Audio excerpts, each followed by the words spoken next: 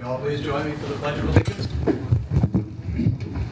I pledge allegiance to the flag of the United States of America and to the republic for which it stands, one nation, under God, indivisible, with liberty and justice for all. I'd like to thank everybody for coming out tonight. Antoinette, can I get a roll call vote? Mr. Burns? Oh, roll call. Here. Mr. Cook? Here. Mr. D'Andriano? Here. Mr. Rogan? Here. Mr. Williams? Here.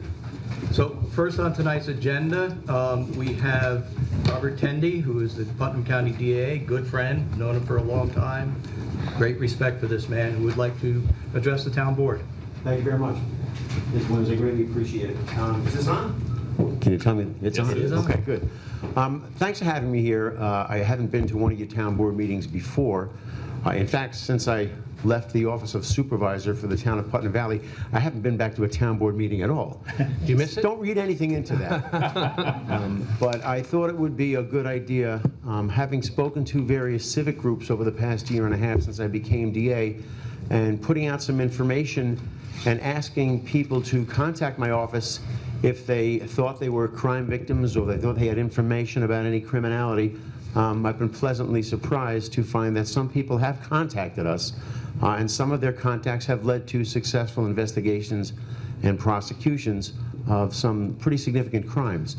So thinking about that, I thought, you know what, maybe I should expand my horizons somewhat and take this information to town board meetings periodically, maybe twice a year, and let people know what we've been doing, what some of the local and current issues are with regards to law enforcement, and make the plea to the citizens that if they think they're a victim of a crime, or if they know they're a victim of a crime, or if they have someone who needs some kind of help, and I'll talk about that in a minute, they shouldn't have any fear of contacting our office or police agencies, even town boards.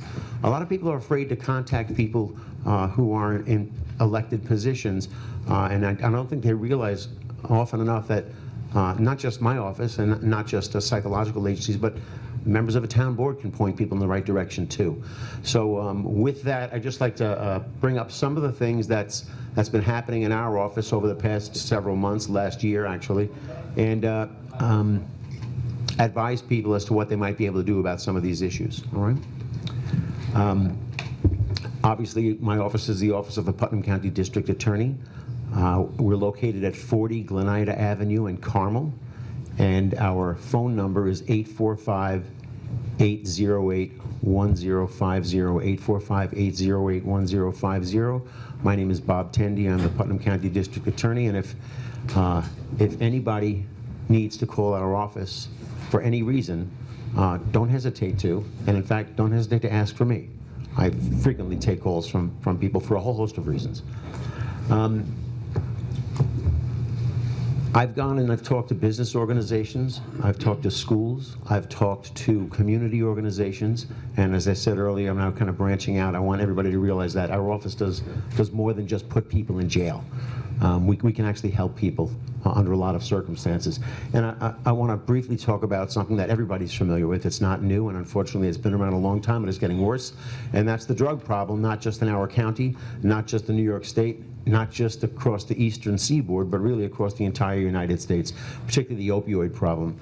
I'm not going to give you a dissertation on the problem. I think we all know it exists.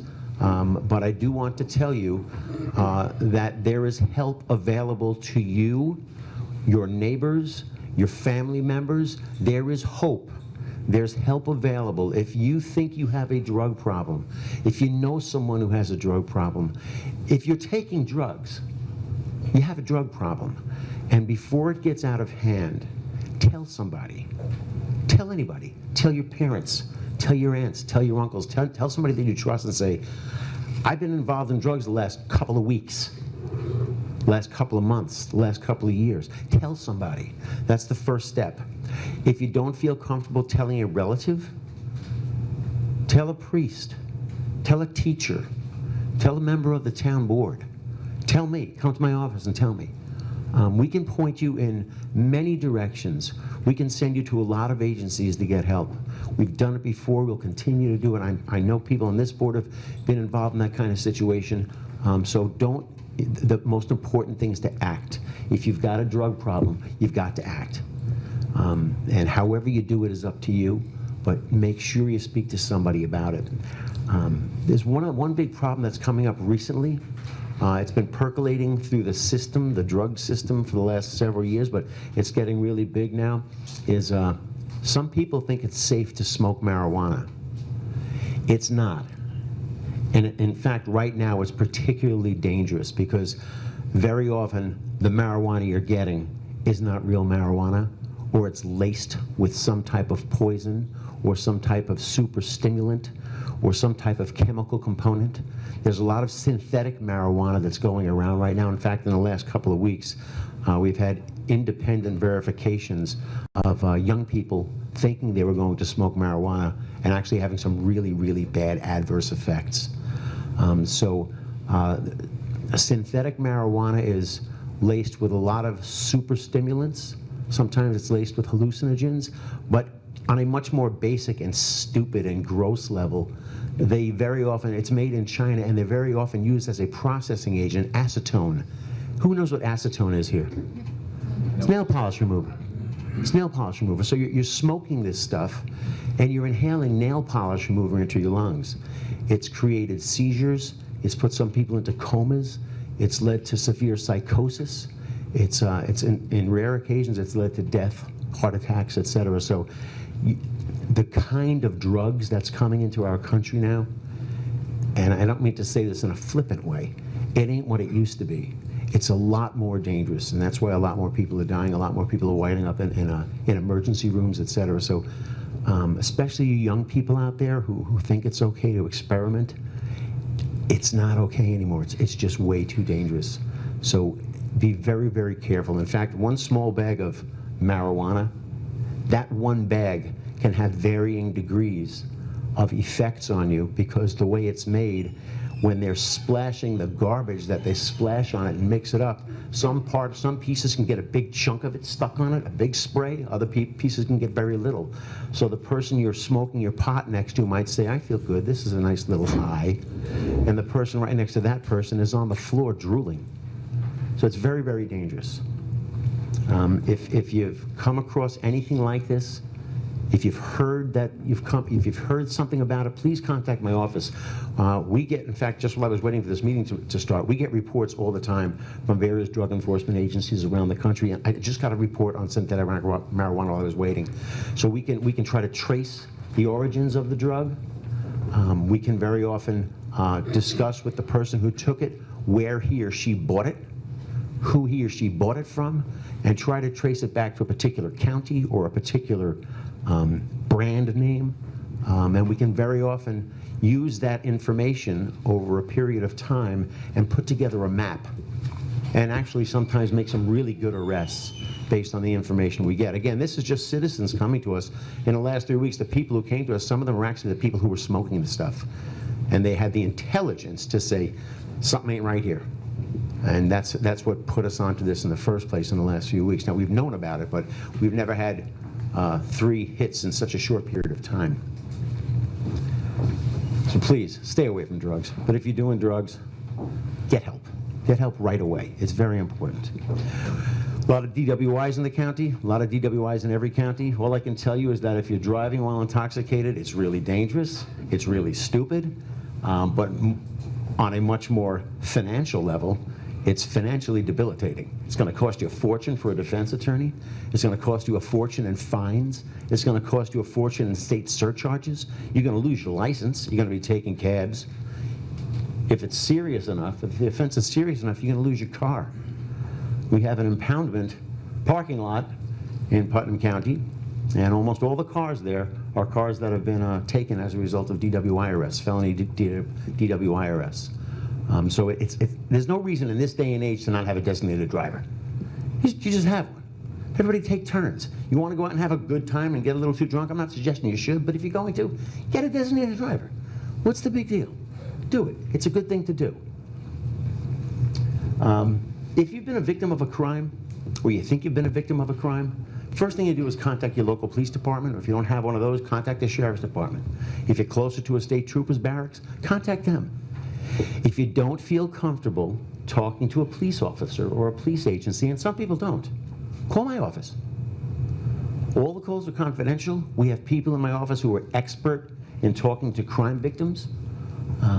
We have people who are experts in talking to sex abuse victims, child abuse victims, alcohol, substance abuse people. So everything you come and tell us is confidential, but we can use that information to help you, or we can use that information to create an investigation. We assign information an investigation number, and as I believe I said earlier, a number of these in the last year and a half have led to really serious investigations of serious criminality, and they've led to successful arrests and prosecutions. Not as a result of us going out and finding this stuff, but as a result of citizens coming into the office and saying, I was looking at the records of this business. Something doesn't look right.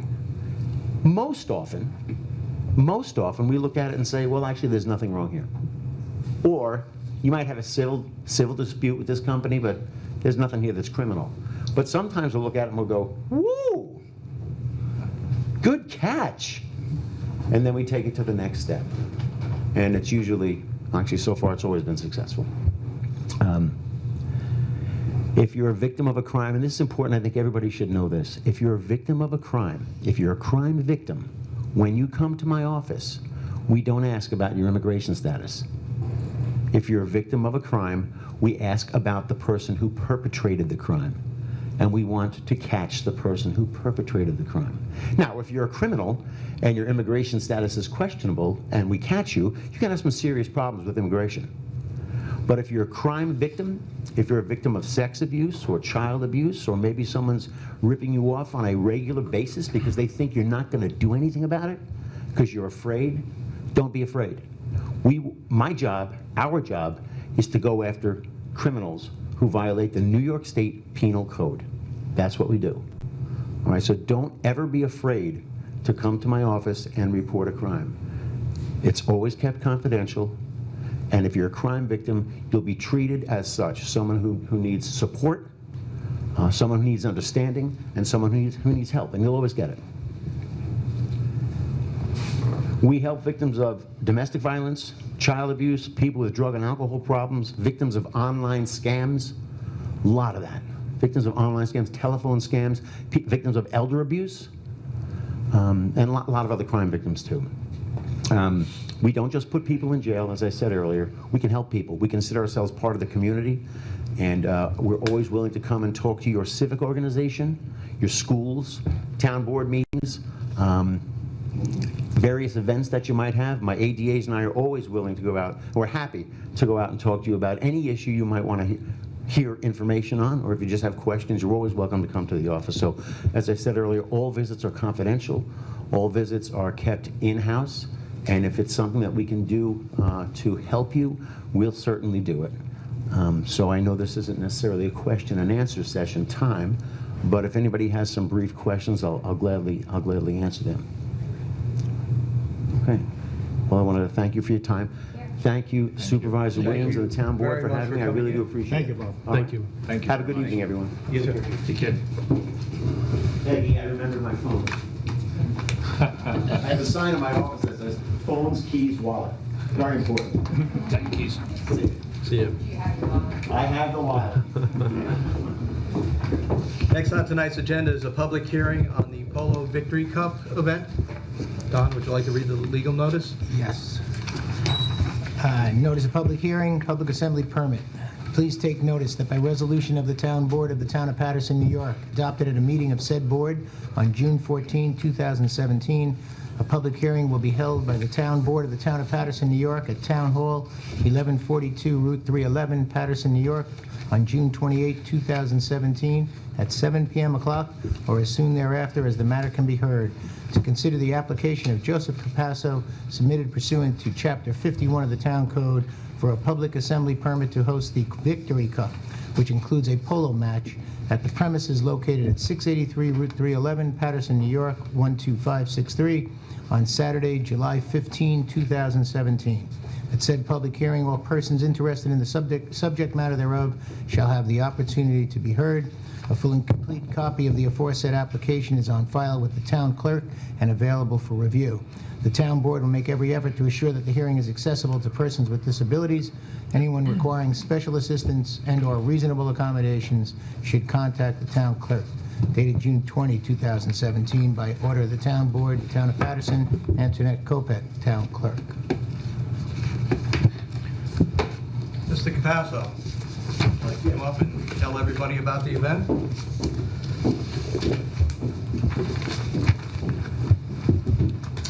Hi, Joe Capasso, 683 Route 311, Patterson.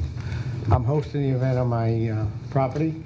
I've done it before. It's a very successful event, draws a lot of people. A lot of people come to the town to see what we have here to offer. So I think it's just a great event to do. I have the proper parking, I have the proper facility to handle the people. I don't think there would be any kind of problems with there. You know, I've done numerous events there, so we know basically what we're doing for these kind of things. So I hope that everybody would attend. So why would somebody want to come to the event? What do you do there? Well, it's a polo event. Okay? Just People polo? ride horses and hit the ball between the goalposts. That way, and then that way, and that way, then that way. And they could score a point. You have something more than polo there? Yes, they do have a fashion show, a puppy show, partying. It's just a big party, really. And it's very fashionable. People wear their top Sure. hats. Joe, do you have a rain date, like, God forbid? Nope. No. So That this date is rain or no date. shine? Or Excuse me? Could it get rained out, or I doubt it. doubt it? No. There's all kinds of tents there. Yeah. Horses play under the tent? No. The horses ride in the rain. If you know anything about horses, they don't care. Just a little. Yeah, they get wet. Yeah. It's okay. They live outdoors, you know? So, no, there's no rain date. And it's just a fun day. It's a big hullabaloo type of party. That's what it's really about, I think. Okay. I've been there, you know, I attend them, not only my place, other places. And it's all about the party, the fashion, looking at the women all dressed up, and the people just enjoying the day. That's what it's all about, really, as far as I'm concerned. So we do have another polo field in our town. I don't know if people know it, that there is a polo place in our town. But I do the party at my place because I have the parking. Okay.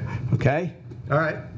I would Thank ask you. that anybody that has any comments on this application, if you could step up to the mic, please give your name and address and make any comments or ask any questions. Anyone? Going once. Thank you. Hearing no comments. Motion to close the public hearing? Second. All in favor? Aye. Okay, third on tonight's agenda is a fourth on tonight's agenda is a public hearing on an application by Greenery Productions for a wine and food festival. Don, you have the public Yes, hearing? I have it. I want to make sure I had the right one. Notice of public hearing on public assembly permit. Please take notice that by resolution of the town board of the town of Patterson, New York, adopted at a meeting of said board on June 14, 2017, a public hearing will be held by the town board of the town of Patterson, New York at Town Hall, 1142 Route 311, Patterson, New York, on June 28, 2017 at 7 p.m. o'clock, or as soon thereafter as the matter can be heard, to consider the application of Green Energy Productions LLC, submitted pursuant to Chapter 51 of the Town Code, for a public assembly permit to host the Putnam County Wine and Food Festival at the premises located at 3191 Route 22, Patterson, New York, 12563, on Saturday, August 12, 2017, and Sunday, August 13, 2017.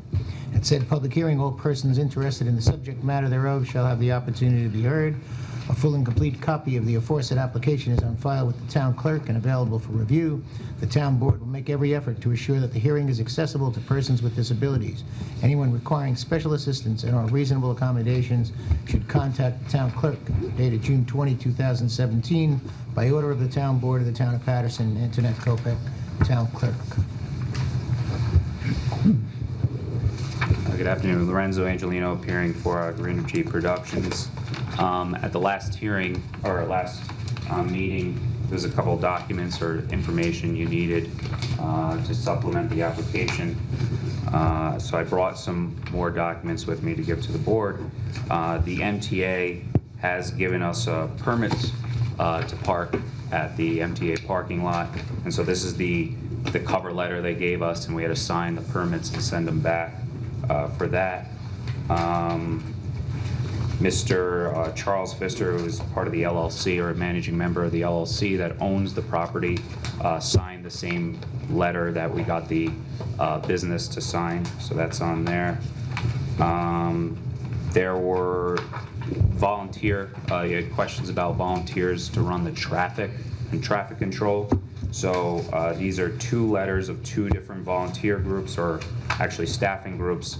Ethan Allen Staffing, which will be providing us 6 employees to run the intake and the tickets and that, and then the security services, who say that they will be providing 6 guards, and there will be 2 assigned outside of traffic control at all times throughout the event. And then finally, an additional parking lot. We were able to secure an additional lot, overflow, I guess, parking lot at Temple Beth Elome, and their insurance certificate. They still wanted to, she's still looking into getting something closer as well, but wanted to provide something that there is additional parking. So that's what we got. But if they do find, because she was in talks with the fire department, but they couldn't give an answer in time. And Thunder Ridge, they're just not coming down on a price to make it affordable. So to have something in place, this place has 136 parking spots available, said we could use it as long as we give them that certificate of insurance, which we have here. So I'm just going to submit all this. Town clerk.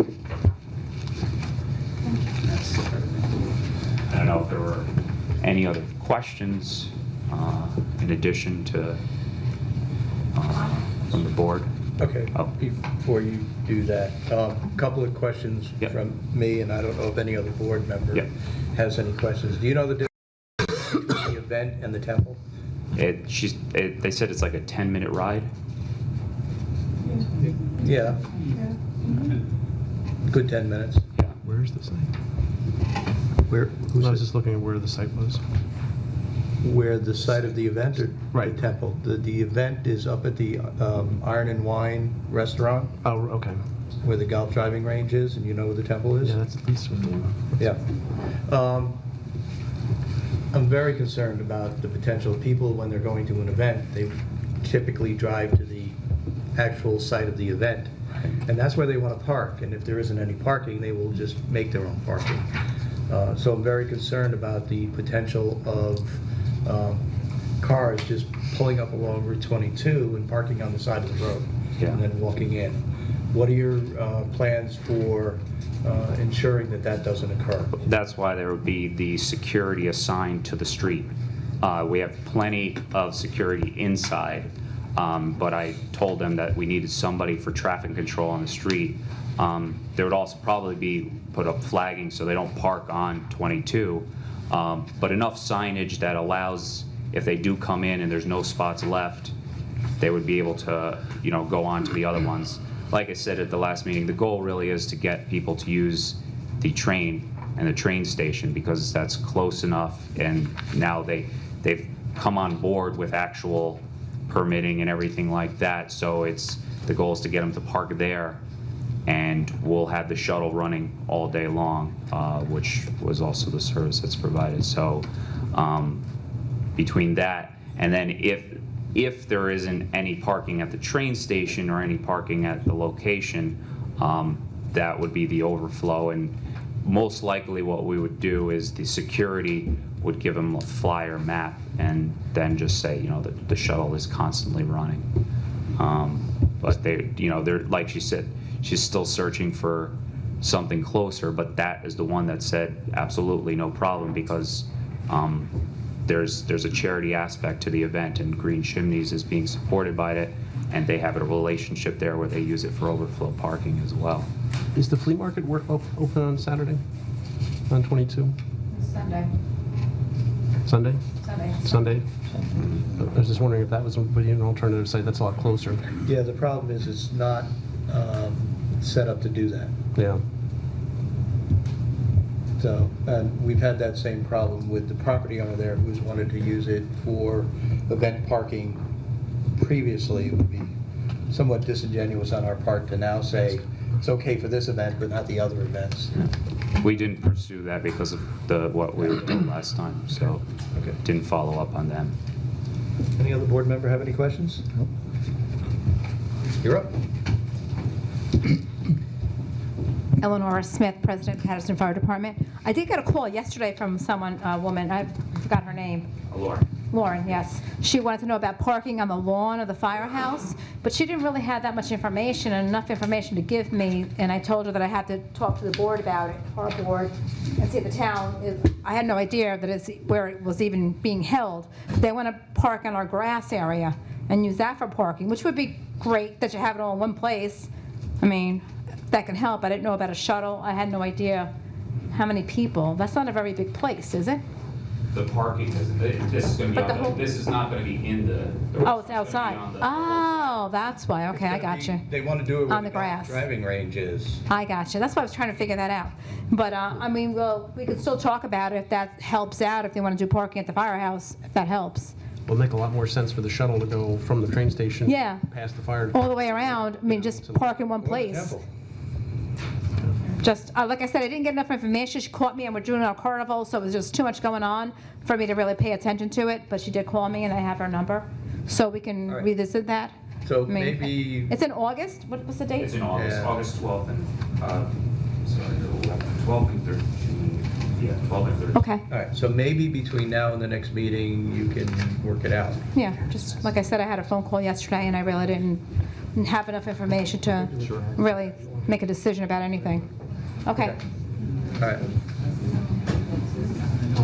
Anyone else have any comments or questions on this application? I think that the point you made about the parking on 22 needs to be, sir, you had said that I think they'll put up flagging or something. I think that needs to be part, I think that needs to be part of the requirement, because I agree with the supervisor. I think people are just going to pull up to that site and there's lots of room on the shoulder, but not for parking. It's not intended for that. And certainly that could cause a significant safety issue. Absolutely, some cones, some flagging, and like I said, there's going to be designated people out there all the time.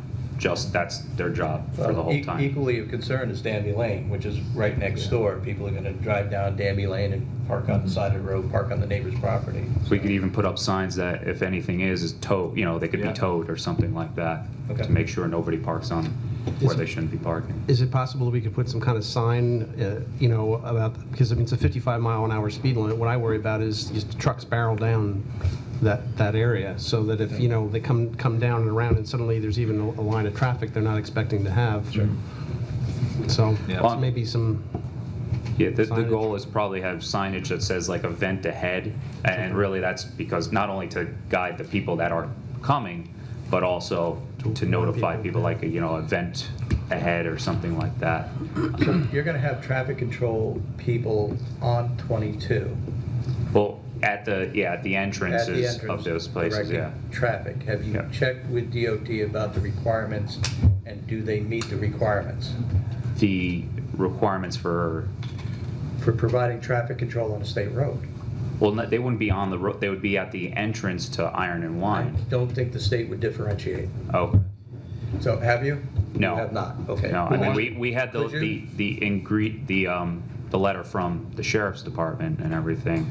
We Which notified was them. fairly nondescript that, thank you for notifying us the town is issuing the permit. That's Mhm. about what the letter said. Yeah. It wasn't like you were requesting the sheriff to provide traffic control and he was responding to that, or you were asking him about any specific safety features of the event. Okay. So, Well, are they standing on 22, stopping traffic to let cars in and out, or are they just in the parking lot restricting people from entering when it's full? They would be in the parking lot. They probably let them enter because it's a pass-through. So they let them enter, and if there's, you know, they don't want them to stop on 22. Right. They probably want to let them enter, or if it says lot full, this way they give them information about the overflow parking. but then we go back to the issue about, you know, people who want to park in proximity to this event, potentially would be just, you know, pulling up on 22, pulling out into Danby Lane. And so those same people would need to go out onto 22 to have them move their car. Mhm. So they potentially could be on 22. Well, if the signage though is up and the cones are up that nobody can park, you know, because that's an issue. Nobody parks on the side of the road, so So you're putting cones up on 22? not on 22, but it would be signs on the shoulder there that says, you know, no parking. I think you really need to have a conversation with DOT. Yeah.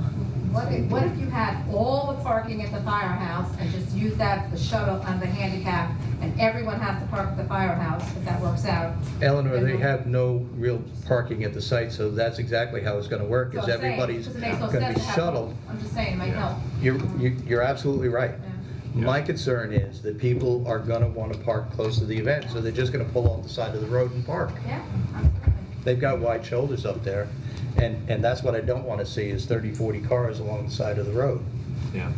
I know, you know, this same company who ran an event last year, you know, we were very specific about what to do with the parking and the people, and when we showed up at the event, that wasn't the case, and the parking was an absolute nightmare Last year at the stables.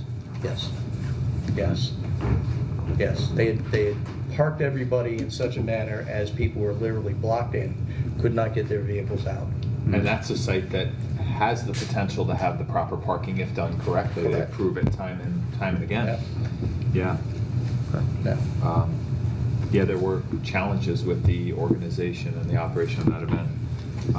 The difficulty here is you may very well have a great event, but the site is certainly limited. And that's, you know, we have multiple sites around town that have proven that they can work for these type of events, like the fire department.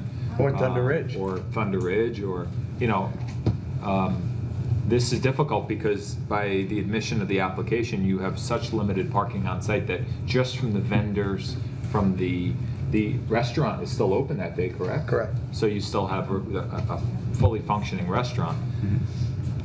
I sincerely hope that you're able to somehow pull off the marketing piece for using the train, because that's a great untapped resource that I don't think anyone has really pulled off yet. Even with the great event that we had at the rec center recently, the wine and chocolate, The wine and chocolate. which but was very well attended. I don't There think, were people coming up on the train. yeah, A it lot just of people. wasn't I don't think a great proportion compared to what they're hoping for here. But good for you if you do it. But I just think dealing with those safety issues is critically important on a road that has a 55+ mile an hour speed on it. So very concerned about those issues. Do you know who to contact in DOT? The DOT? No, I actually. Maybe call the Call my supervisor's office in the Okay. morning, we'll give you the contact information. Okay. Already. Thank you. Anyone else? Hearing no further comments, can I get a motion to, Motion to close the public hearing? Second. all in favor? Aye. Can I get a motion on the audit of the bills? You can. Thank you. Thank you, sir. I will make a motion that the town board approve abstract number 11 dated June 16th, 2017, in the amount of $342,734.56. So moved. Second. All in favor? Aye. Mr. Rogan.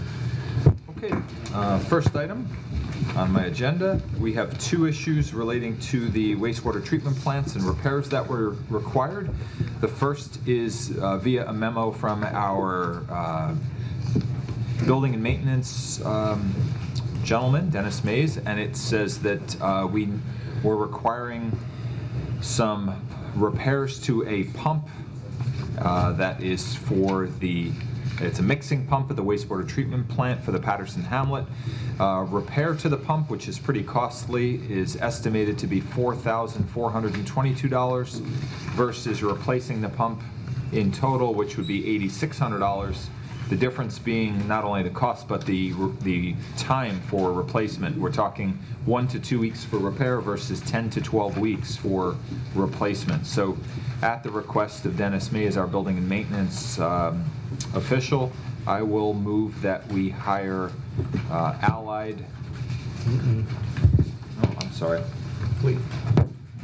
Fleet, I apologize. Fleet for the repair to the pump in an amount not to exceed $4,422. So moved. Second. Is there any reason that we're foolish not to replace it based on its age? I mean, No. do we feel like repairing this we're going to get our life out of the? There are 2 pumps out there. They do a complete rebuild. This isn't the first time we've had to do this. Okay. My only concern is there may be shipping on this, which is not included in the price, because usually there's a separate charge for shipping. All of the above. We can either add the shipping in right now, or we can wait until it comes in and we can redo it. Exactly. Okay. All in favor? Aye. Any opposed? Next item, also from Mr. Mays, is relating to, again, lift pumps for the Front Street lift station, and it seems that while the pumps were down, they actually borrowed one from another one of our facilities. In this case, the total cost for installation of 2 new pumps, these were delayed. This had been approved a while back, but was delayed for several months for shipping. The amount to install the 2 pumps was $2,211.53, and that was to Allied Maintenance and Sales. So I'll move that we approve paying that bill. Second. All in favor? Aye. Aye. Okay. Next item, we had a request at the last meeting for some waiver of fees by a Mr. Joseph Tanzi. The board did at that time approve some of those fees being waived, which was an application fee and some doubling of fees. However, we held off on waiving the fees associated with a specific zoning board application because we wanted a notice from the ZBA on whether or not they recommended waiving those fees. They came back and had said that they discussed it at their last regularly scheduled meeting, and they recommended that the town board not waive the fees that will be due for the forthcoming application for Mr. Tanzi in the amount of $675 plus postage, citing that the amount of time and resources that had already been dedicated to the applicant by the town and its employees was a significant reason for us not waiving. So in the matter, I will just make a motion that we not waive any additional fees in reference to Mr. Joe Tanzi and any applications relating to 405 to 409 Fair Street. So moved. Second. All in favor? Aye. Aye. Next, we had, I don't know if anyone's here for Camp Wilberherlick. Oh, I had been told that possibly an architect would be here. We have a request via Insight Engineering. Camp Wilberherlick on Deacon Smith Hill Road is proposing to replace an existing pavilion with a new 5,000 square foot program building on the 152-acre property that is leased from Putnam County. The fees for administration of the application for the building, as well as review fees, would in essence be a little over $5,000, and they are requesting potential for the town board to waive those fees. Now, I'd like to open this up for discussion, but I'd like to say that Camp Wilberherlick, being not only Putnam County property, it's a not-for-profit, and they do significant contributions for our community, not the very least of which is allowing a place for the children of Patterson to go to a day camp at a very reasonable cost and have a service that is outstanding. There are other camps in the county which are significantly more expensive than the services provided at Camp Herlick, and so I'd like to open this up for discussion by the board because these are significant fees. Let me jump in on the issue of the fees. There's two separate fees here. One is for $1,350, and that's the application fee based on what it would cost for them to put up a new building for what they're doing. Essentially, and I've already gone through the plan, they are seeking to take an existing building, tear it down, and replace it with a building that is just slightly larger. In addition, they are proposing to do some work to improve parking and traffic circulation on the site.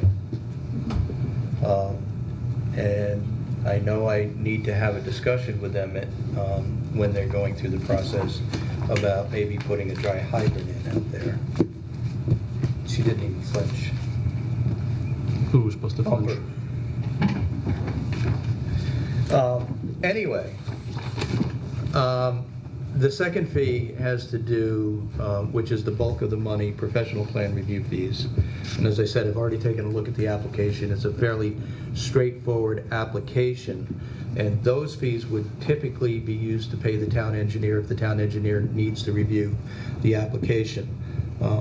Based on it being an existing building they're tearing down and putting back on essentially the same footprint, I don't plan on having the town engineer take a look at the application.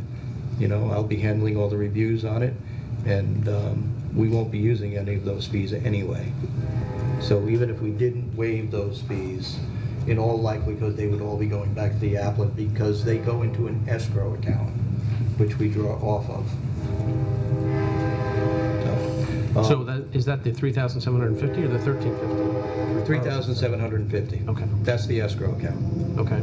So, and I would like to echo what Mr. Rogan has said here, that Camp Perlick provides a number of benefits to our community, including day camp. They work with the fire department.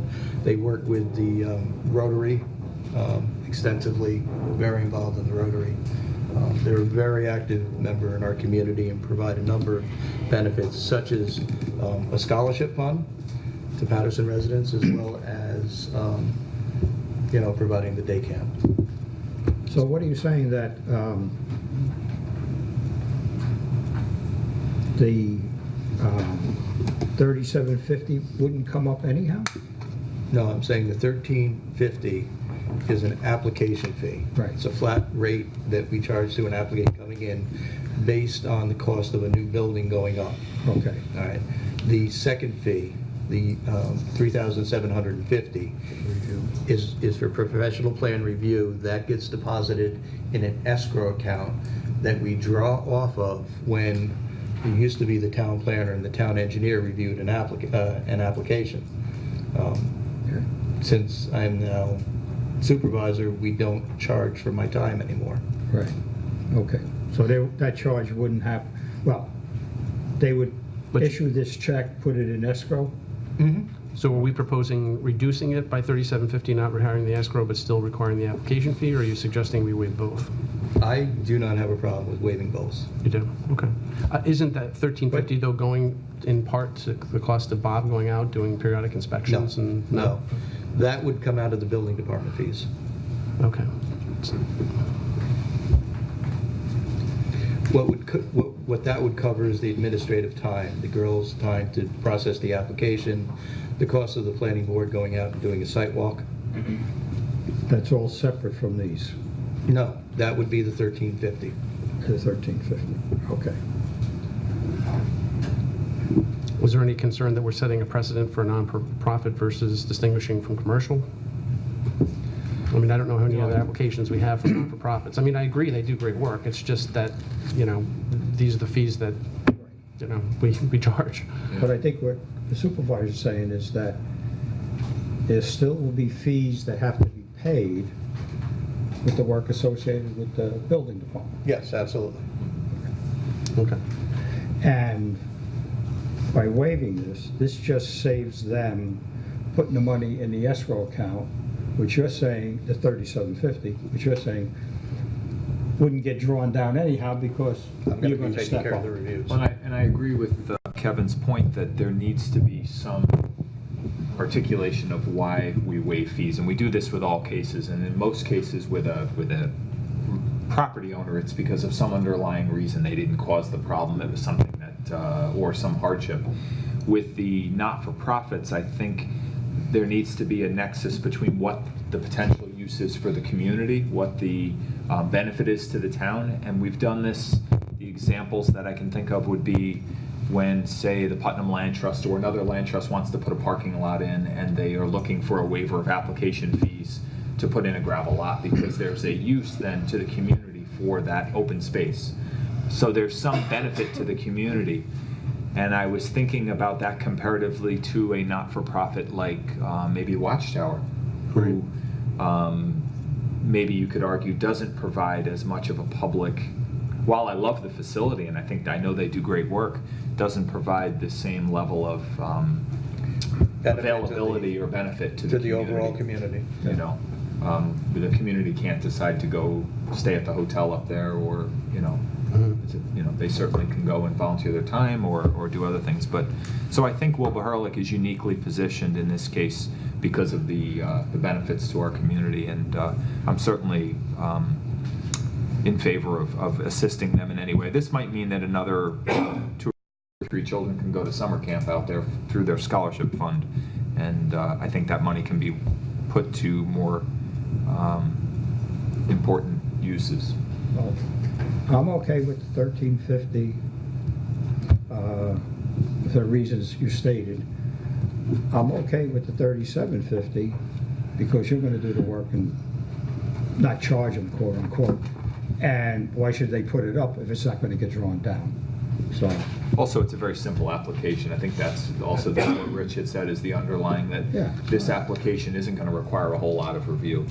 So I think if it was a brand new building on a new site, you would be looking at different stormwater protection, you'd be looking at grading issues, and I think this seems like it's a more straightforward application. I'm happy to hear what the supervisor said relative to his involvement with the review. Otherwise, I wouldn't have voted to waive it. But since it doesn't make sense to put it in, it's not going to get drawn down. Why have them tie up that money? You have something to add? One suggestion, just on the waiver of the professional fees, you might want to just condition it that if something unforeseen comes up, that would require an engineer or some other consultants that you could request it at that time. Okay. Great point. Okay, in the matter of Camp Wilbur-Hurlick, I'll make a motion that the town board, I almost said planning board, the town board waive the current application and review fees projected at $1,350 for the application fee and $3,750, which would be the escrow account for the review fee, with the condition that at some point through this application process, if professional consultation is required, that we can bill accordingly for that. So moved. Second. All in favor? Aye. Any opposed? Okay. Lastly, we have on the agenda meeting security. This is kind of an interesting topic, but this came up, it almost came up at our last town board meeting, but it came up at the zoning board meeting where we had an application that the zoning board was reviewing, and we had the person that was before the ZBA that got a little bit boisterous and a little bit threatening, and to the point where we have received a workplace violence incident report on the situation. Suffice it to say that the person calmed down when council advised them that if there was a police officer present, they would have been asked to leave the meeting. What I would like to do, and at the request of the zoning board and the administrative support staff that are at those meetings, that for the subsequent zoning board meeting, I'd like to ask the town board for their approval to have a Patterson court officer at that next meeting in the capacity of security, and authorize them to be paid a minimum of 3 hours, because certainly to pay them for an hour to come out, we don't know how long the zoning board meeting is going to run. So in that regard, and I know everyone has the incident report, I don't want to get into too much of it on, that's not necessary, but suffice it to say that several people at that meeting felt that there was a threatening undertone and that they didn't feel safe at the meeting, and so I'd like to make that motion. I'll second that. So everybody knows in the public and the town board, we did look at a number of different options for providing security during that meeting, and this was the most cost-effective method of doing that. Right. All in favor? Aye. Are those meetings videotaped even privately? No. They are not, but we do have audio recordings. Audio recordings. Yeah. Okay. And I think that the information that we received from our administrative support seems to very accurately depict what happened. I've spoken to people that were at that meeting, and it's unfortunate. People get passionate about what they're talking about, but we need to certainly have a decorum of respect and to continue the town's business. And that is all that I have for now. Okay, Thank you. first on my agenda is the town board meeting schedule. Traditionally, over the years, the town board has held a single meeting for the month of August. That kind of extends things out. It makes it very difficult to get bills paid, or if we have, decisions. You can see we have a number of very important decisions sometimes that we have to make, some not so important, that we do need to vote on.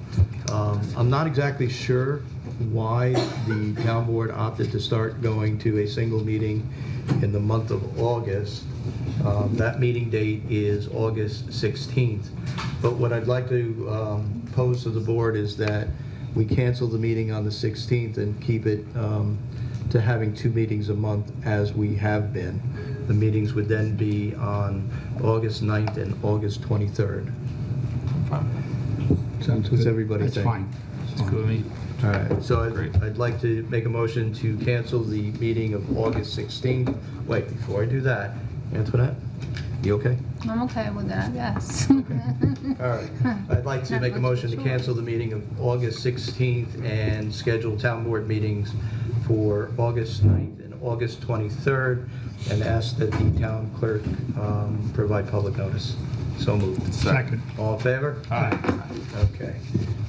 Next on my agenda is a discussion on the way we calculate paid leave, and it has to do with one specific individual. And what I'd like to do is go into executive session at the end of the meeting and, explain to the board this particular situation with this individual, and then we can come out and further consider this issue. Okay. All right, so I'll move to place this at the end of the agenda in executive session. Second. All in favor? Aye. Okay. Carpgate. We want to put this off, or paddle throw things at me. I'd like to make a motion to authorize the town clerk to advertise for bids for the installation of a carp gate at the Putnam Lake Dam, with bids returnable August 8, 2017 at 10 a.m. in the morning. So moved. Second. All in favor? Aye. Paul, you got your close-up ready to go? So, last night, myself and Sue Brown attended Senator Murphy's Woman of Distinction event, where, I did say that right, distinction event, where Senator Murphy recognizes many women in the 40th Senate District who have made outstanding contributions to their community. A number of weeks ago, the town board selected an individual who was down there last night, and Mrs. Edith Keesby was this year's Woman of Distinction. And it was a great event, well attended, and Very nice. we all had a very great time. Not to forget last year's Woman of Distinction, who was in the audience with us today, Mrs. Marianne O'Connor. She's getting better. Aren't we all? Okay, and that wraps up my agenda. All right. First item on my agenda, the Putnam County Land Trust. The Land Trust is seeking to install, or an easement for the purposes of putting up a parking lot on Bullet Hole to access some of their lands. I have a resolution approving a license agreement with the Putnam County Land Trust that I'd like to move as read, essentially allowing them to proceed forward with the revocable license for the construction of the parking lot. So moved. Second. Discussion. And just a comment. Go ahead. It would be nice if we knew how long it might take to, To do? The licensing agreement is going to run until the town realigns Bullet Hole Road. Because that was the plan. And it's revocable, right? I mean, it's a Yes. revocable license, yeah. The plan is revocable, but it'll probably say. do we have any idea when that might be? Minimum, No. Okay. Well, the plan for Certainly that be revoked when they. right. always was that it would be done upon need, basically, because right now there's nothing, Well, the need is there. well, true. It's the question of the cost. And Right. one of the big issues is the amount of fill that's needed to fill that. And essentially what this is this is a 1 acre piece of property that the town acquired when a developer decided he was going to do a subdivision out there, which ultimately didn't go through, but the developer still gave the town the 1 acre of land. It was something I pushed for very hard when I was on the, when I was town planner for the town. Nobody thought that we were ever going to make any of the improvements out there because the amount of fill, but I can tell you that, you know, as opportunity has presented itself, we probably have 50% of the fill already on the site. Right. There. And I think I know where I'm going to get the rest of it. So, and then it's just a question of realigning that very sharp corner at the intersection of Ice Pond Road to smooth it out. So. And this parking lot's going to be similar to what we have on Couch Road? Yep. Like a permeable? Yep. Okay. And then what's going to happen is we're just going to move that, once we move the road, we're going to move the parking lot back. Gotcha. So, Okay. okay. That answers mine. And there's a planning board process that they will have to go through for this, is that site plan approval? Yes, we're pushing them through a planning process to review the design of the improvements. Okay, so that's the, Yeah. obviously, the license is conditioned on obtaining all permits and approvals that might be needed. Right. So That's part of the resolution. Yeah. All right, so I think I so moved. Do we second? Yeah. You Yeah. second, okay. All in favor? Aye. Any opposed? All right, second item on my agenda is a CFA grant. This is the grant, right? That's the resolution for the grant. Okay, so whereas the town board of the town of Patterson wishes to make improvements to the quality of stormwater runoff discharge from Veterans Park, and Paggi Engineering having construction plans entitled Storm Rental Water Retrofit Project dated October 21st, and drainage, the town board wishes to now apply for funding for the construction of that project under the New York State Water Quality Improvement Act, and I guess in accordance with Article 8 of the Environmental Conservation Law, and New York Part 617 implementing regulations under consideration constitutes an unlisted action, and essentially this finds a negative secret determination, so there's a negative secret determination of the project. So basically we're going to make an application to the state to fund stormwater improvements in the sum of $185,000. Would the grant fully count, or that's the full amount, or? Well, we won't know till we bid it out. It's actually been bid out once before. Okay. And it was built out 2 years ago. The bids came back in from 167 to 240, 250. How long ago was that? 2 years ago. Okay. All right. All right, so I will make a motion to just move the application, I guess this resolution to approve the proceeding forward with the grant. So moved. Second. All in favor? Aye. What about our friends from MS4? East of Hudson. Can they help? East of Hudson was the one that designed the project, put it out to bid. The problem is it came in too expensive for, we have a cutoff of about $81,000 per kilogram for construction projects, and this came in, based on the bids, higher than that. So ultimately, they didn't award the project. However, we still have a problem with drainage coming in from that area, going into the pond we need to fix. So I'm chasing other means of trying to get this project constructed. But now, can MS4 contribute anything to Yes, this? yes. They can. And what's going to happen is if we are successful, and other towns are doing the same thing, and we're all trying to do this. We've got 19 municipalities in this East of Hudson Corporation, all working together to try to meet this one component of the MS4 program, which requires us to install stormwater retrofits. And many of us are applying for grants under this program Because right now, we've had funding from New York City DEP for years 1 through 5.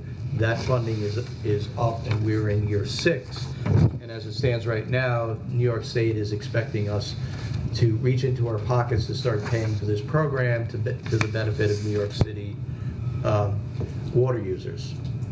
And so what we're doing is we're all applying for grants as a way to try to keep us going through year 6, as we're currently negotiating with New York State and DEP for additional funding, which we believe we will have in about 18 months.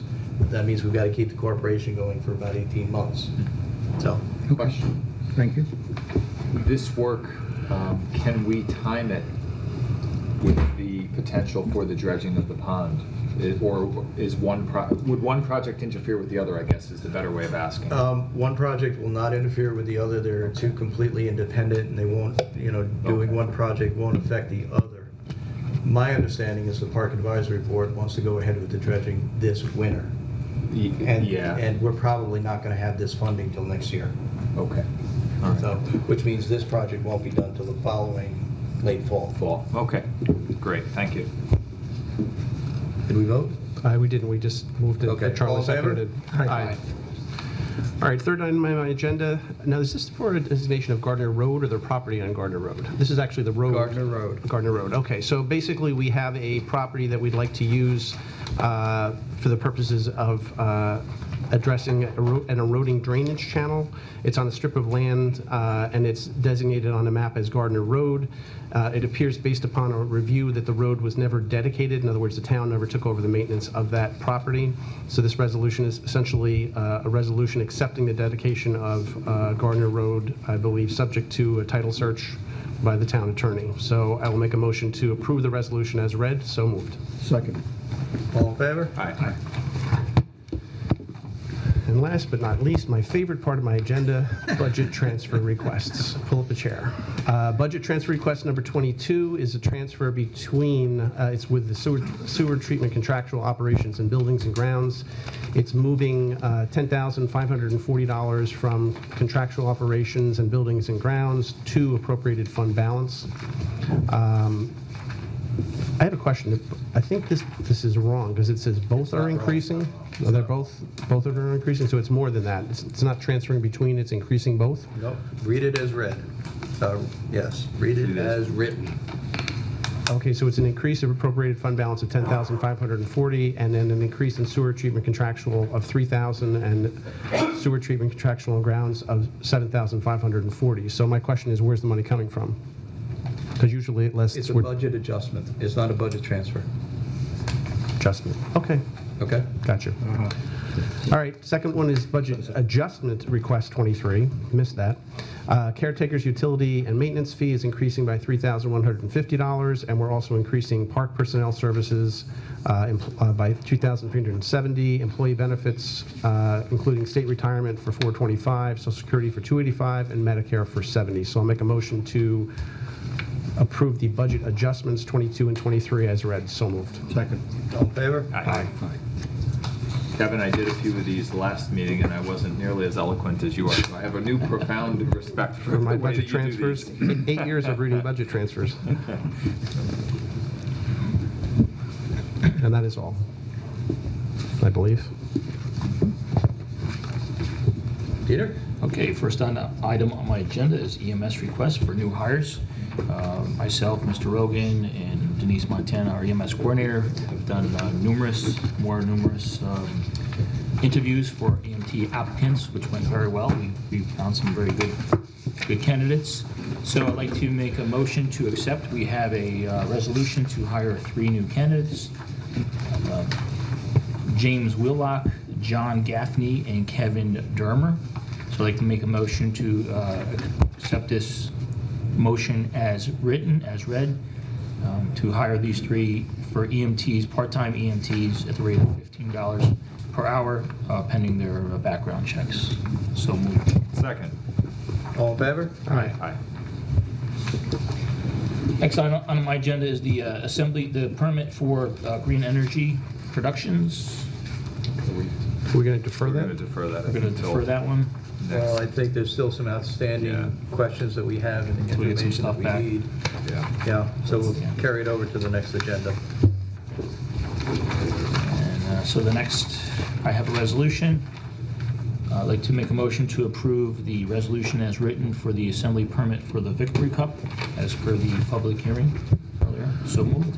Second. All in favor? Aye. Joe, wake up.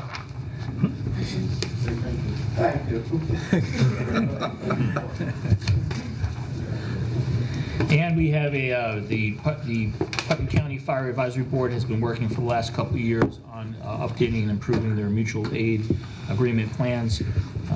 We have a memo from Commissioner Sutton asking us to pass a resolution to be a member and take part of this mutual aid plan. So I'd like to make a motion to accept the resolution. Before you do that, Mr. Cook has done an extensive review, very thorough review. You like those stickies, don't you? And has a number of questions. And, you know, he correctly pointed out that, you know, there are a couple of attachments having to do with battalion commanders and the like that are not in here that he would like to see in here. In addition, we need to do 3 separate resolutions. We only have 1 resolution tonight, and I just caught it late this afternoon, that for a mutual aid plan, the town board has to authorize each fire department to participate in the mutual aid plan.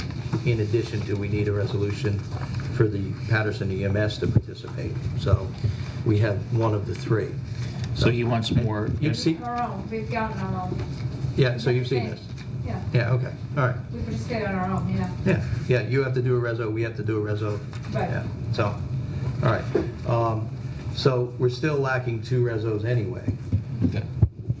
And so I think Charlie was looking to have us table this, that we got a little bit more clarification on some of the issues. How do you feel? In the mutual aid plan itself? Yes. Or, okay. Yeah. Sure, if you want to look into it more. Has anybody taken a look at it? I mean, I've looked at it. I didn't pick up I guess I didn't read it with the same diligence that Charlie did, so. But We could just absolutely, table till next meeting. that's fine. Give you a chance to catch up to me. Do you want to, are you going to meet with the commissioner or the fire advisory board to? I am going to send comments over to the commissioner. All right, so do I need to make a motion to table that, or we're just? There's no requirement that we have to pass it tonight. No. We've discussed it, we're just gonna hold it over to the Okay. next agenda. All right, so that's all I have. Charles? Next, we have a request from the Putnam Lake Parks District. Good people to approve Beth Howe as a new lifeguard for Putnam Lake. I don't know if she's been in yet for her paperwork, so she's all good? Oh, good. So I'll make a motion that the town board approve Beth Howe as a new lifeguard for Putnam Lake at a rate that's in the budget. So moved. Second. All in favor? Aye. Okay. The, No. I'm sorry? We also have a request to do that for those 2 dates. Okay, let me see something.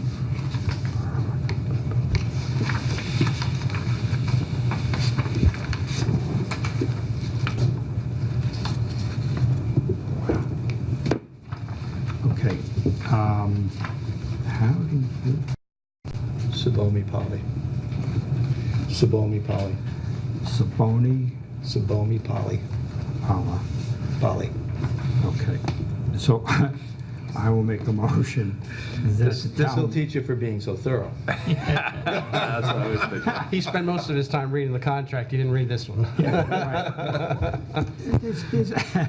There's no vowels in that name, I Where is the other know. name? I'd like to buy a vowel.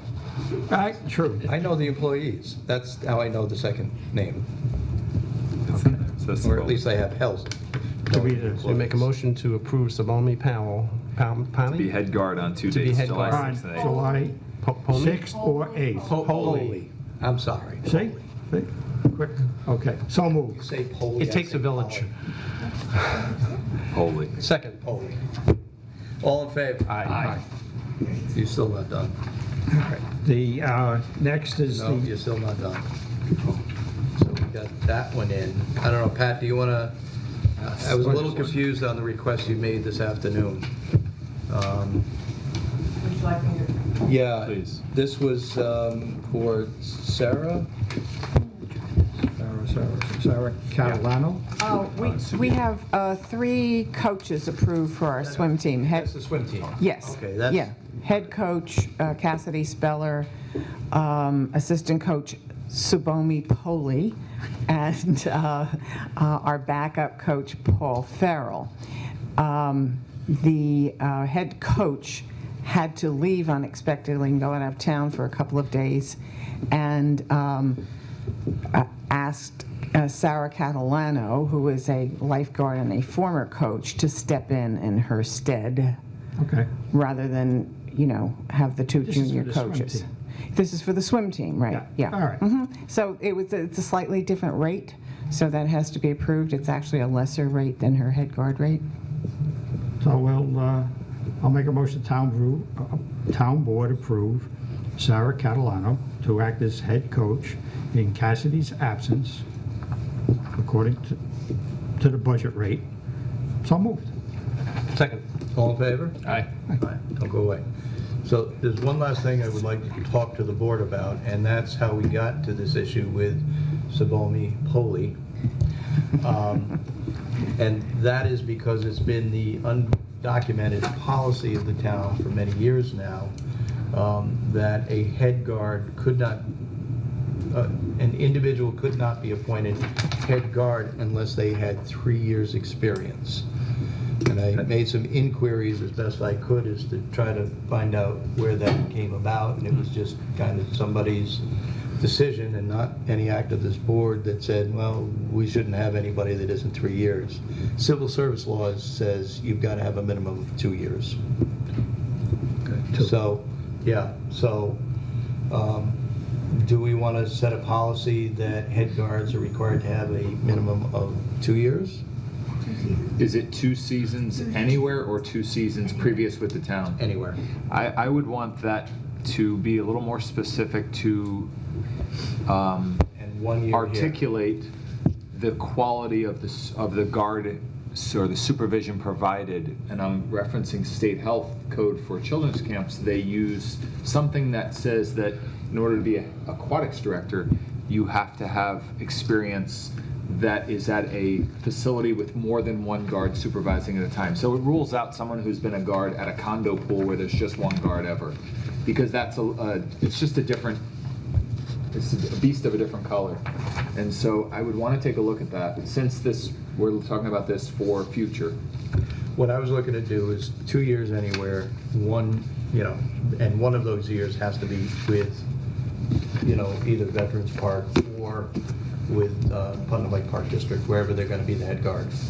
Okay, and at those beaches you have multiple guards. They're all beaches, they're not pools, so it's a higher level of Correct. requirement And than they a have pool. waterfront certification. Well, they have to have that Yeah. that's rather than lifeguarding. That's a requirement. Rather than lifeguarding. Yeah, but that's not something we choose. That's Right. That's required by the Right. size of the just water the body. difference of a beach. You want to think about it? Yeah, I want to look at that a little bit, because not that I doubt that we're using the very best people we can find to be head guards, but I think we may want to add in that they take American Red Cross lifeguard management, something like that. Maybe add that in as a requirement, which would be required as an aquatics director as supervising it's a course that they can take on the off season. That since you're talking about them being a head guard, they are doing the job, performing supervision of other guards, and they should be trained then accordingly to know what that supervision means. On our beaches, that's a slight misnomer. They're there by head themselves? guard. No, they are there. There are 2 of them. It is generally the senior guard who has the responsibility, who comes in early, prepares the beach and so forth, but they both have equal duty. They both alternate sitting on the chair, you know. Sure. They're both equally qualified in terms of their certifications. It's just a more experienced senior position rather than supervisory. Each beach has a head guard and a guard. Okay, a head guard and a guard. The other problem we're having, Sean, is, you know, the stable that we have to draw off of I understand. guards and head guards. And, Yep. you know, it's why we're taking this action tonight, is because there was an inability to fill all the time slots needed with the people that we have that are qualified for head guard. And that is a global problem that is for everyone looking for lifeguards, which is amazing because it's one of the best paying jobs anyone that age can get and not be out landscaping or digging holes. They sit and it's you know, other than that one time that they probably do have to use those skills, God forbid, it's a great job. And can we table this though till next meeting? Could I just verify something, though, that we cleared that Sarah's coming in as she's permitted to work as head coach for the swim team in Cassidy Speller's absence on July 6th and July 8th. Will Subomi be able to act as head guard? There was a motion and seconded that was approved. I just wanted to confirm it. Yeah. Now you're saying the issue you have now is you want to set a Future. policy for the future. Gotcha. Okay. Because the policy right now is you have to have 3 years with the town before you can Right. act as head guard. Yep. Yeah. Okay. So you're waiving that policy for For these 2 days. those particular 2 days? Correct. Thank you very much. Okay. Pat, would you be so kind as to send me an email which outlines the specific tasks that you charge your head guards with, different from a regular guard? Sure. Please, thank you. Okay.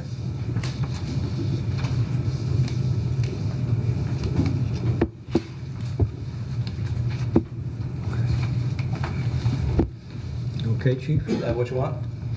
I mean, it's not Yeah, specific but there to might be Pat, things but that's that, civil yeah, service. yeah. I want to hear from Pat. Okay, thank you. Okay, we're done. Okay. Next, we have a memo from the Patterson Fire Department regarding their role in providing EMS with the town. I think we're going to discuss this in executive session before we come out in open session, because this is relative to a contract type negotiations. And we also have personnel issues that we have to discuss. So at this, okay. So I'll hold the executive session motion until at the end of the meeting. Okay. Any other town board member have any other business? I do. We received a email from Brian Benedict informing us that once again this year we are going to have a all-American concert at Patterson Recreation Center on July 22nd, 2017 at 7 p.m. and admission is free. Again, it's the All-American Concert at the Patterson Recreation Center, July 22nd, free. Saturday night, I believe it's a Saturday night. Is it? Yes. Yeah, Saturday night. So come one, come all. Next, I just have two other things. I would just like to mention to my fellow colleagues on the board, we received a report from Ron Gaynor on extending community water service supply to the Front Street area. I thought, and I think that it's an excellent report. Even for somebody like me who's not technical, easy to read, a lot of information in there, and worth having, as I believe the supervisor has applied for a grant to help with this type of a project. It certainly is good support information, and I'd like to just publicly compliment Ron. He did a great report. Next, I would just like to ask Mr. Supervisor, is there anything new on the Putnam County Shared Services Initiative? Couple of things. I have met with all the other supervisors in Putnam County to discuss the Shared Services Initiative. A letter went out today to our county executive stating some clarification on our position on issues related to the process. We have Mary Ellen Odell, our county executive, has also had what she terms the second of the 3 necessary public hearings, which I don't necessarily agree with, but this is the way she wants to run the process. And there was a very good discussion led by Bruce Walker, the deputy county executive, on a number of different initiatives we could take a look at. I did urge caution on moving forward with this to make sure that whatever we came up with was fully vetted, so we knew there were no surprise costs or surprise deficiencies in the plan, rather than rushing into this. And each supervisor kind of took a topic that we have to vet out a little bit more and get back to the overall group at the next shared services meeting. Where are we? This was July? Yeah, the end of July. Okay. Okay? Now, when is the next county public hearing? Has that been set? I think it's July 18th, but don't hold me to it right now. I'm gonna have to look at my calendar downstairs. Okay, just be curious. I mean, that's anybody can attend. Apparently. Yeah, but the supervisors meeting, that's just for the supervisors and county exec, right? No, it's just for the supervisors. Just a supervisor, I'm sorry. Okay, cool. Yeah. That's it. Yeah. No, it's one of the problems that the supervisors are having is the way the state laid out the process is the supervisors meet with the county executive. We come up with a shared services plan. We all basically have an approval on the plan. Then it goes to the county legislatures. Then it goes to a public hearing. We started with a public hearing. Okay. We're a little confused. So, anyone else? Announcements? Going once? No, we want to make sure we get... Where's Russ? Let's move on quick. Oh, yeah, let's... Is Russ back there? Russ is back there. He is. Russ, you want to buy trucks, huh? All right, the only other, are you going to do this? Is that what you're planning on doing? Sure. Okay, we want to add another whereas in there. Another whereas. Well, not whereas, but now therefore be it resolved that the highway superintendent will not take purchase of the vehicles until after January 1st. Okay. First, got it. Okay, so That's when we're going to have a month. we have a resolution to purchase, I guess Russ is already thinking about snow again, so you can see him after the meeting if you want to talk to him about that. But in preparation for next winter, Russ has put in a request, which was budgeted for the purchase of 2 heavy-duty plow trucks. One is a 7,500 4x4 truck with Tenco body and plow installed. The other is the same truck with a wing plow additional, so 2 large trucks. The costs of these trucks, one is $205,771.16, and the second, the one with the wing plow additional, is $219,365.50. What is that expression about as boys get older, the cost of the toys? But these are necessary toys. These are important tools for our highway guys to keep the roads of Patterson safe in the wintertime. So the resolution for approval of the purchase of these vehicles with the one addition that the trucks not be accepted until after January 1st, 2018. So I'll move that we approve this resolution. So moved. Second. Just a comment. Sorry? Well, they have the other trucks. They'll do their best with the other I trucks. just have a comment.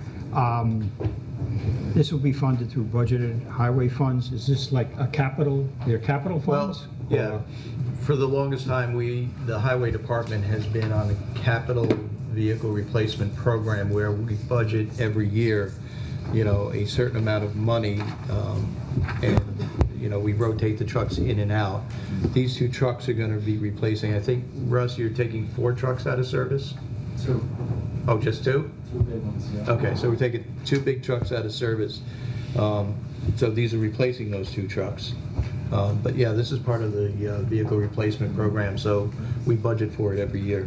Okay, and the 2 trucks that he mentioned, they'll be auctioned off to help offset the expense? Yes, I would assume that he's going to be coming back to us to authorize the sale of those 2 trucks? Right. Yep, okay, yep. Just need a vote. We got a second? Second. Second. Okay, all in favor? Aye. Okay, and an announcement that Saturday, July 15th, from 10 a.m. to 12 p.m., at the Hubbard Lodge, the Hubbard Lodge is in Cold Spring. The health department will be running one of their rabies clinics where you can bring your dog, cat, or ferret to be vaccinated. This actually, there was a newspaper article that just came out the other day. It was in the Courier. We had a rabid cat that was that bit a few people and tested positive for rabies. We don't know if this was an owned animal, so we don't know if it ever had a vaccination for rabies. My guess is it was not. So this is certainly important because we don't think of our dogs and cats as getting rabies. They rarely do because they're usually vaccinated. But we are learning, lots of us have heard of the problem we have in Putnam County with feral cats. In this town, just as recently as the other day, we took a phone call from a Patterson resident about neighbors that had many, many feral cats. It was nice, we were able to tell this person that they're lucky to live in Patterson because the Patterson Town Board helps support the trap, neuter, and release program that is funded through a not-for-profit. So that organization is very helpful with supporting those efforts. So very important to get your pets vaccinated for rabies. Not only protect the pets, but protect the public. And so this clinic, again, is July 15th, 10 a.m. to 12 p.m. in Cold Spring. For more information, you can call the health department at 845-808-1390, extension 43127.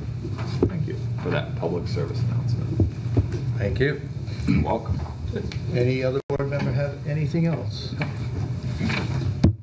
We will open it up to public recognition. Any member of the audience? Yes, you are the public. Yes, I am. Just wanted to remind everyone that our carnival is going on now. It's the parade is on Friday at 7 o'clock. Fireworks on Saturday at dusk, hopefully. I hear it's going to be quite the show. Oh, yeah. We had a great, one of our town residents, wonderful, have donated all the money for the entire fireworks. So they're amazing. Also, we're doing a CPR class for the public. Did you hear about that? No, I did not. It's in the end. I have to send you the information. I think it's on our website, but it's free to the public. It's going to be at our firehouse. We're doing the only thing that people have to do is buy the book, but we're going to provide a free CPR class for the town. Would you like it up on our website? Yes, I'm going to send it to you. I'll have Denny send it to you. Okay. Okay. Thank you. Looking out the window, it looks like there's a lot more rides out there this year. Yeah, we have an amazing ride company, so they're doing they're really great. So yeah, Sounds like a great fair. Come on over. Everybody should come That's out. where I'm going now. Thank you. Have a good night. Good night. Anyone else in the public wish to be recognized? George. George Disbrow, I'm a resident of Patterson over on Tammany Hall Road. I also serve as a trustee on the library. I know that you've all received one of these in the mail. I would really encourage, there's a community survey inside. The more residents who do that, you can also do it online from our website, the better we're going to be able to provide services. Let us know what you need and we'll try to provide it. As a quick side note, this morning, Councilman D'Andriano was kind enough to meet with us at the library. We had gotten through a grant, funds for an AED to have there, and so he was kind enough to walk us through the compliance and the forms, and fortunately, I'm not the one who has to do that, so that worked out very well. But it was very nice, and I thank you, and it's nice that we can work with the town board. I'm not going to go through all the highlights here and the number of people who walk through our doors, but I just wanted to say, I want to do a quick money thing, just a couple money things. The museum passes that we offered through the course of the last year saved Patterson residents $10,000. AARP tax assistant saved our residents thousands of dollars in tax preparation because it was done free, it was organized. We received through grants this past year that we applied for over $13,000, and our book sale and donation came in at around $17,000, and all those funds are in here. It explains what our budget is and where everything goes, but all of that money, I shouldn't say all of it, the grant money and the book sale and donations go towards services in the library for the community, equipment, things like that. It doesn't go to salary or payrolls or anything like that. But I would encourage all of you to do this, fill out the community thing. And as a last note, our summer programs are in full swing. The youth programs are just absolutely full. The kids are on vacation. They're coming in during the day, the little ones. Then the children, adolescents are coming in, and there's a theater program, and there's a lot of activity there. So just to let the public know that we're out there and we're trying to do our jobs. Thank you. Thank you, George. Anyone else? Can I get a motion to go into executive session? Motion to go into executive session? Second. All in favor? Aye. Thank you all for coming.